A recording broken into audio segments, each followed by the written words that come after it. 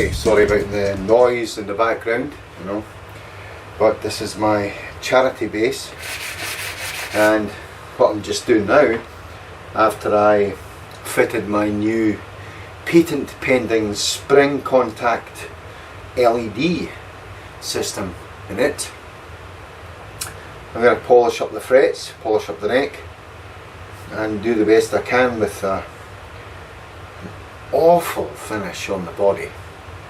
It still plays like butter though, or it should, after it's reassembled. So get a nice fret sanding block here, and you just dust over it. Shine up those frets, boys. Yes, shine up those frets. Oh, do it very quickly and very lightly, and you will see the frets start to shine up. I'm actually waiting on a supply of brass nuts coming in, but they're not going to be in on time, I don't think. I might hold off, put a brass nut in this thing, you know.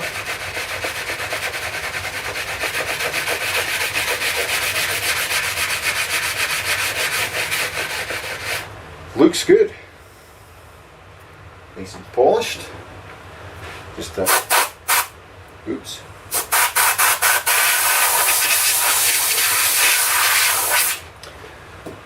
Little container of denatured alcohol here. Dab that in there and just clean it up. Of course, the alcohol is going to dry the wood out. So what do? Yes, that's right, folks.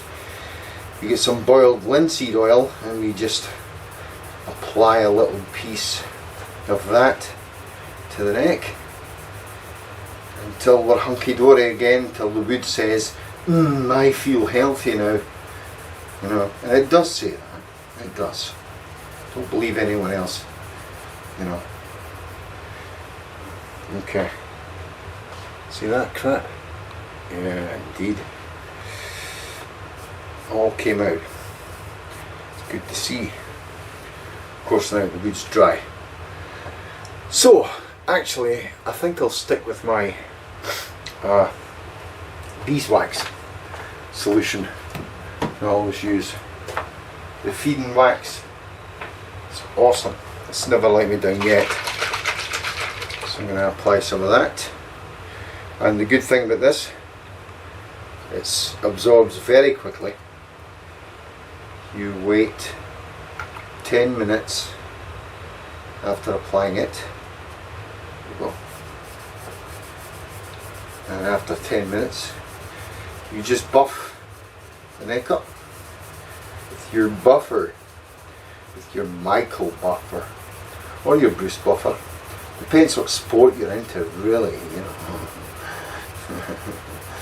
Yeah, so, you know, keep going through doing that, and then when I see you next, we'll have a nice buffed up neck and ready to reassemble and see what we can do with the finisher on the body. You know, I did tout it as being a complete arsehole, this bass. It's because I was using this bass to figure out my final design spec for the Scarab. So, you know, after the initial prototype. But no matter. I mean, if it plays really well, sounds really well, it's got the same equipment on it, hey, just knock a bunch off the price for appearance. Or maybe not, actually, because you know what, this is for my sister, so I'm going to try my best to get this looking good. Okay, awesome. Hi again. Charity Bass will be going up on the store once I'm done with it, and 100% of the proceeds are going to go to the Women's Cancer Institute here in the United States, in memory of my sister who sadly passed away 12 years ago of small cell ovarian cancer. If you saw my previous video, you'll know that this thing has been put through the ringer. I actually used this bass to refine the design of the final Scarab Series 1. So it's had everything done to it. Refinished, redone this, redone that, redone the next. Crazy stuff. Actually, I think I'm going to call this bass Rodney, because it reminds me of Rodney Dangerfield. Doesn't get any respect, you know. No respect, hey, hey, I don't get no respect from you, no respect, hey. So, crap impression there. Let's do a setup on it. Actually, what I've done is I managed to straighten the neck and everything.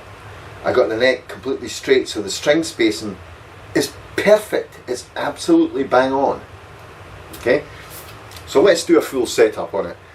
Because the neck's been off, I put in my patented spring contact system for the LEDs in the neck that are working now. The switch is still back to front, but that's part of the charm of this bass. I'm leaving it like that. Also, the pickup blend is back to front too. If you turn it that way, the front pickup goes on. You turn it that way, the back pickup goes on. Awesome. The series parallel switches work though properly, the way they should work. So, okay, let's get the setup done. Okay, first off, let's have a look at the neck relief, shall we? My 12 thou feeler gauge here, capo on fret 1. Hold down fret 17. Let's slide it through fret 7 here. Oh my god.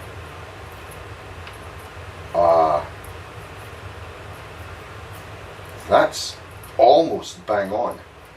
I might just slacken the truss rod a little bit. The neck's very, very, very, very slightly too straight. So let's loosen the A here. 6, 7, 8, 9 turns there. Get that out of the way. 2, 3, 4, 5, 7, 8, 9, and loosen the D as well. So let's loosen this a bit more so it stays round here. It's not one to stay, folks. That's okay. It's loose enough. Okay, let me go and get my 4mm Allen key, and I'm going to slacken the truss rod off a smidgen, just a little bit.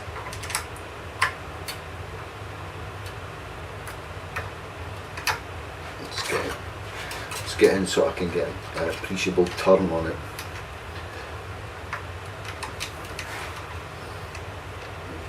Doesn't want to go in. Story of my life. There we go. I think that should do it actually. I'm not sure.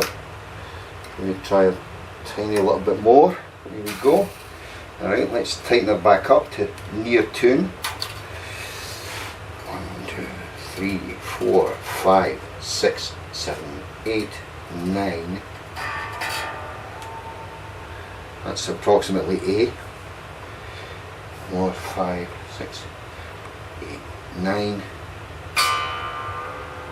That's approximately D. Let's get the capo back on there. Sorry about the background noise, by the way. There's air conditioning and extraction running right now. It's about 105 degrees outside. I'm in my workshop.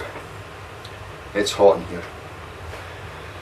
So I've got to get the humidity under control. Okay, let's try again. I'll go with that. That's about as good as I'm going to get that. Oh yeah. Neck is straight for these strings.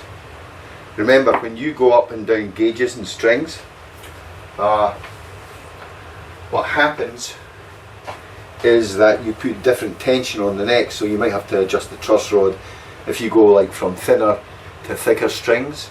Thinner strings have less pull on the guitar, so the neck can be straightened out. Thicker strings have more pull on the guitar, so you'd have to relax the neck tension somewhat by slackening the truss rod off a little. What a mess this finish is. Anyway, so that's good. Let's check the string height now. Up we go. Get our handy dandy little ruler here and make sure it's on inches. I'm weird because I come from the UK and I do both imperial and metric measurements. So 17th fret, it should be 6/64. This is for 5, 6, 7, nearly 8/64. E is too high, A is too low, D is just right, and G is maybe a little too high. Okay, so I've got high, low, correct, high.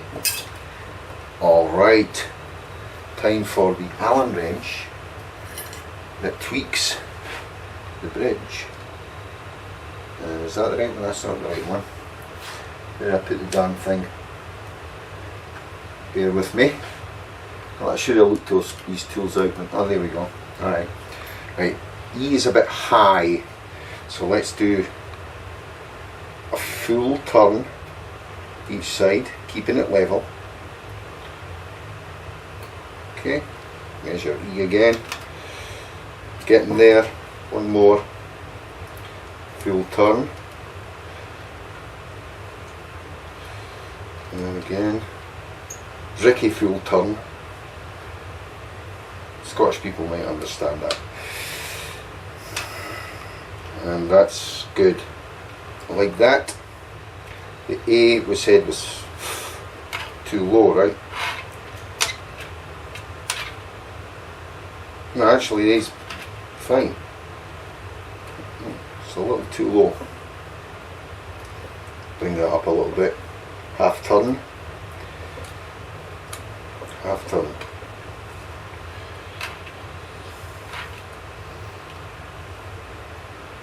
Now 6.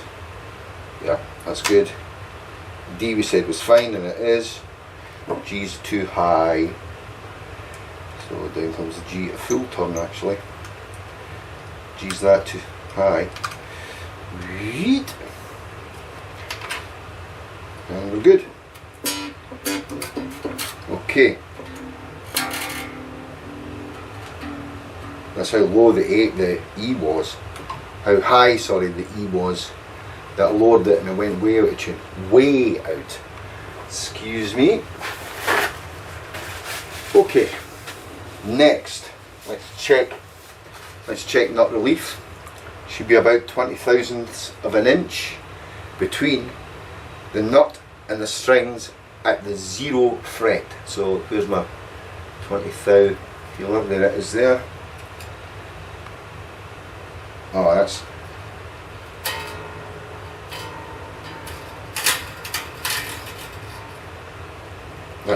perfect. No need to adjust that. Wow, I'm getting lucky. Intonation. Will we do intonation and then pick up height? Yeah, let's do intonation first. Okay. Let's do intonation first. Let me get my handy dandy neck rest. Do some intonation. I'm just going to do it by ear actually. If you're not pitch perfect, use a tuner. Use a digital tuner. I get away with it because I'm a freak.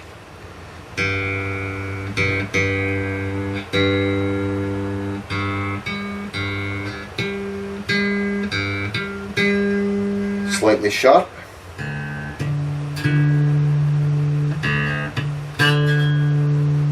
And wow, the D's perfect again.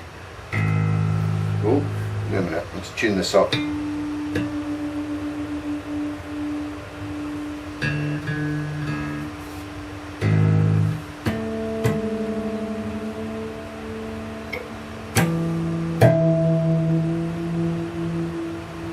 Alright, A.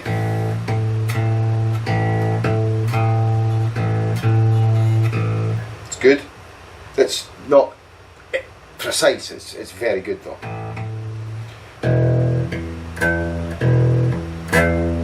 And the E is a little sharp. Okay, so sharp strings need to be lengthened. How do you do that? You push the screw in here and the saddle gets drawn back, making the string longer. So let's give that a couple of twirls, shall we?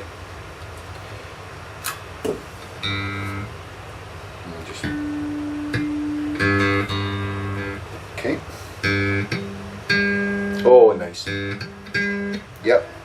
And the E we said was a little sharp. It's not a little sharp, it's a lot sharp. Hold on. It's at least a 64th of a semitone sharp. And same thing, this one is going in the way.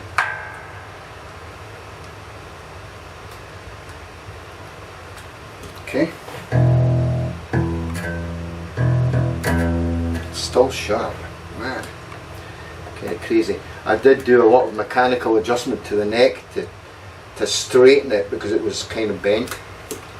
And it sits perfectly in the pocket now. Make sure this isn't tuned.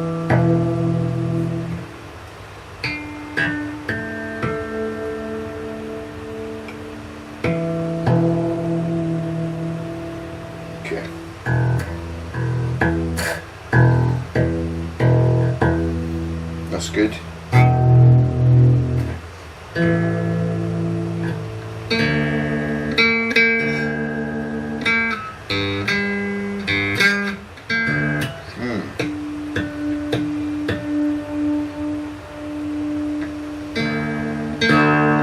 That's better.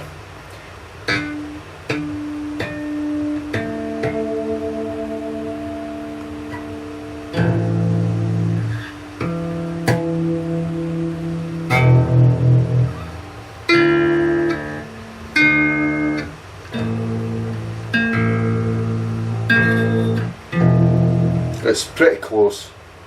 I could screw with it a bit more and get it even better, which I will do when it gets sold, of course. Now that's a quick setup there. Now let's just quickly check the pickup height. Let's press down at 17. And little low. So up comes this pickup. Oh my god, they actually adjust. Can't believe it. They actually change height. It's fantastic. That's a bit good there. Yep. And this one has come way up, I'm thinking. Oh yeah, way up. So I'm going to do 1, 2, 3 there. 1, 2, 3 here. 1, 2, 3 here. It's actually coming up, that's pretty good.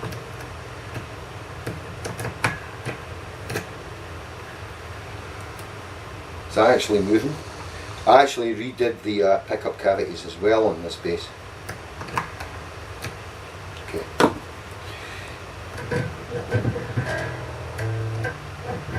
Bit too high. Turn that down a little bit. Probably going to be high on this side too. Of course the back pickup has to come up a little higher because there is a slight radius curvature there. I like that. Yeah. Oh, let's tighten that down a little bit. Perfect. We're done.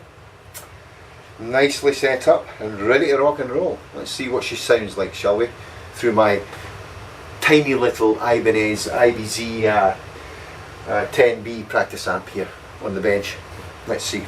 Well, let's see. Alright. Works.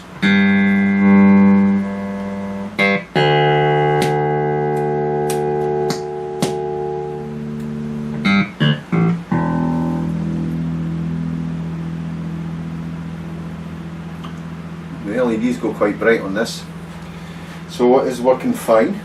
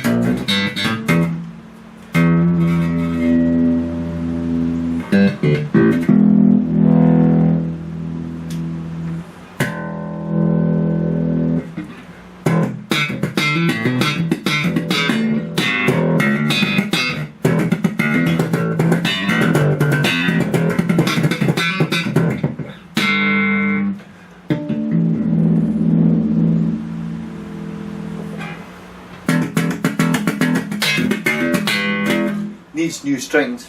But I have a good pair of Dunlops coming, so you know, put them on, slap them on. Pardon the pun.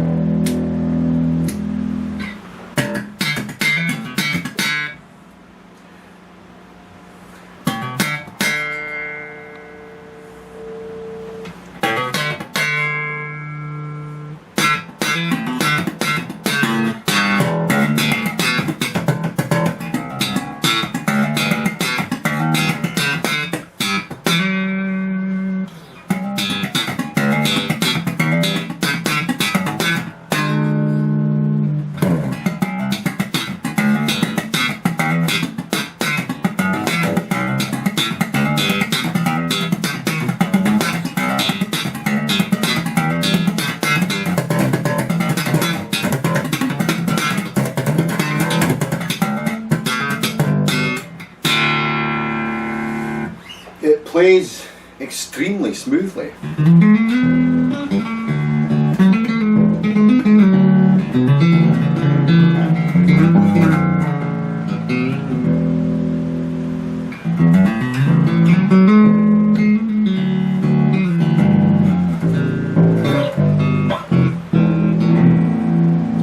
Tell the strings are all damp and stuff sounding, but needs new strings. It'll be ultra bright, ultra ringy, ultra bassy, through a proper amp anyway, through a nice desk. It's sounding good, man. I'll just clean up the finishing on it a little, as much as I can.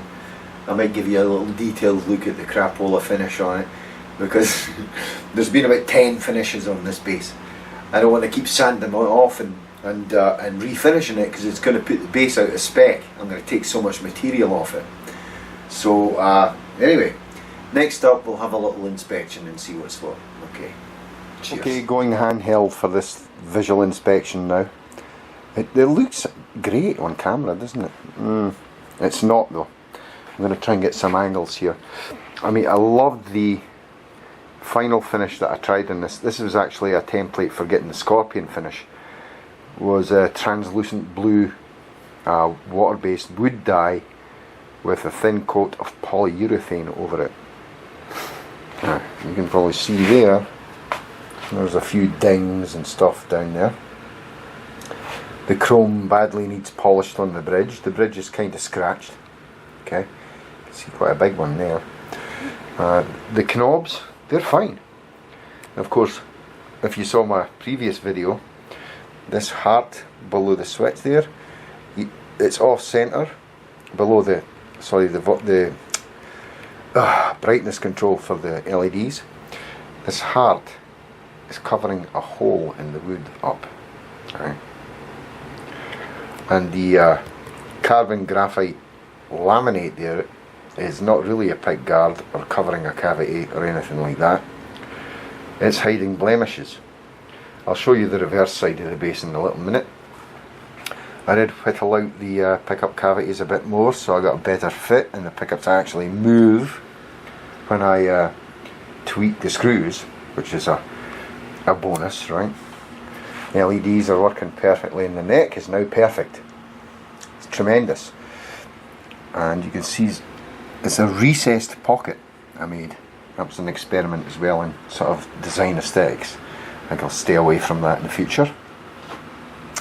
Hieroglyph is still okay, looking fine, but now you look down there, look at all that crapola. Not a very good finish at all, you know. It polishes up real nice, but there are scores and scratches in it. You'd get that over the time anyway in a bass or on any guitar, you know. Going back up to the headstock here, the headstock actually looks fine. There's actually not a lot of problems with the headstock at all. The tuners obviously will need degrimed and wiped off and polished up. Okay, I'm going to turn the thing over now, so bear with me till I do that. I have to use my strong hand. So there it goes. I still have the sticker, some stickers on the back. This lovely label, I'll go around this way actually so you can see it. Well, let's start with the headstock. There we go. I've labelled it serial number 6. Headstock still in great nick. Very good condition. Wouldn't say excellent, but it's very good. Okay, let's go down the neck, it's fine. The neck plate looks good. And there's a little leather label on there. And yes, that's hiding a ding. It is indeed. The back finish is not bad. It's the same as the front, kind of scored and scuffed up a little bit. You know, it will come with strap locks and everything. The full kit. I'm going to supply the full kit with this bass, including the cleaning cloth, cleaning fluid, personal practice amplifier, the strap, gig bag, folder, certificate of authenticity and instructions. That's all coming with it. And I've left the cellophane on this is a real carbon graphite cavity cover, which I thought would be nice. It's conductive as well, so it does its own shielding, and inside the cavity is properly copper shielded. So, and there's the little output jack there, which is actually in great condition as well. So it's not bad.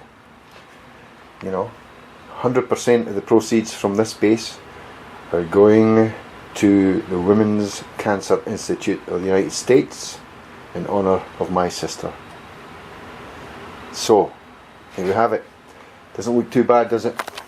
Not bad at all, and it plays great, and it sounds brilliant. Just needs some new strings. Okay, let's sum up, shall we? Well, that was good. Get everything going with that bass now. It's fantastic. Another one for the store. Speaking of the store, I had some fantastic news today. I tried a dummy listing on Reverb. My store is in vacation mode right now. But I tried a dummy listing and found that, this was a little while ago, found that, I had to put a brand name in. So I put my brand name in, and Reverb says, oh, I don't recognise this brand name. Would you like to submit a request to have your brand recognised on Reverb? I said yes. So I put in my brand name, and I did a description of the line of basses that I do, and that I've been selling them locally for the last couple of years and all that stuff.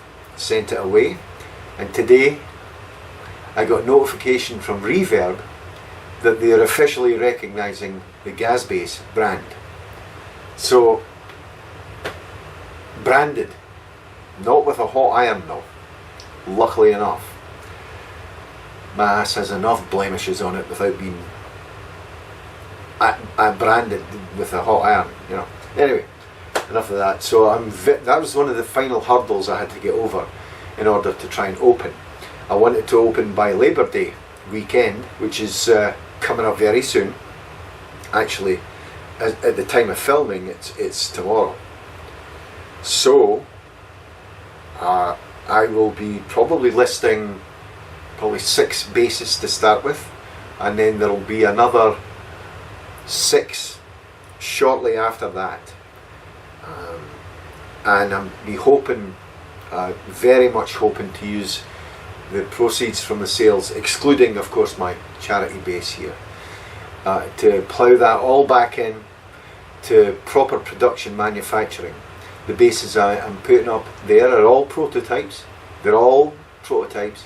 They all play super good, super well. I would say they're in excellent condition because they are used. I have been using them, so they are used basses. Okay, and in light of that fact, they will be offered at a pretty big discount. So I hope to see you out there, online and in the store and stuff. Give me your thoughts and feedback, and stay safe, everyone. It's a very exciting time for me, and I want to thank everyone out there, bar none, everyone, for their support, their brilliant support in what I've been trying to do here. It's been beautiful. It really has been beautiful, very touching, very humbling as well, very humbling. Thank you very much. I really mean that from the bottom of my heart. I mean it. Thank you. And oh God, I'm filling up. And I'll see you next time. Take care. Stay safe. See ya. Bye bye.